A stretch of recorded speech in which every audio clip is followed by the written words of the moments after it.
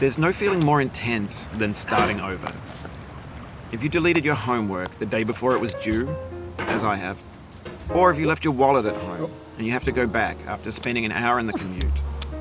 If you won some money at the casino and then put all your winnings on red but it came up black. If you got your best shirt dry cleaned before a wedding and then immediately dropped food on it. If you won an argument with a friend and then later discovered that they just returned to their original view. Starting over is harder than starting up. If you're not ready for that, like if you've already had a bad day, then what you're about to go through might be too much. Feel free to go away and come back. I'll be here.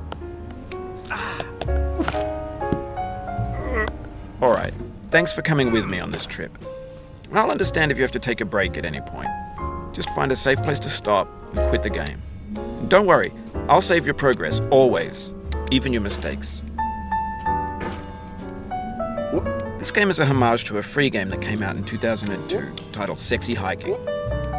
The author of that game was Jazuo, a mysterious Czech designer who was known at the time as the father of B games. And B games are rough assemblages of found objects.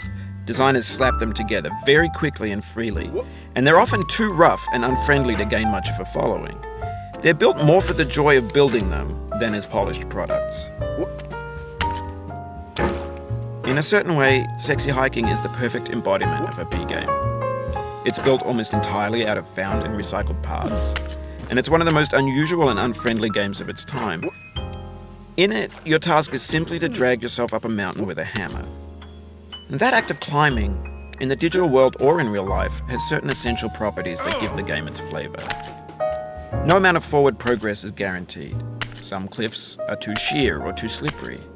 And the player is constantly, unremittingly in danger of falling and losing everything. Anyway, when you start Sexy Hiking, you're standing next to this dead tree that blocks the way to the entire rest of the game. It might take you an hour to get over that tree, and a lot of people never got past it.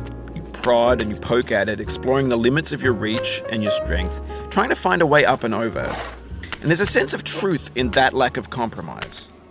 Most obstacles in video game worlds are fake. You can be completely confident in your ability to get through them once you have the correct method or the correct equipment or just by spending enough time. In that sense, every pixelated obstacle in Sexy Hiking is real. The obstacles in Sexy Hiking are unyielding, and that makes the game uniquely frustrating. But I'm not sure Jazuo intended to make a frustrating game. The frustration is just essential to the act of climbing, and it's authentic to the process of building a game about climbing. A funny thing happened to me as I was building this mountain. I'd have an idea for a new obstacle,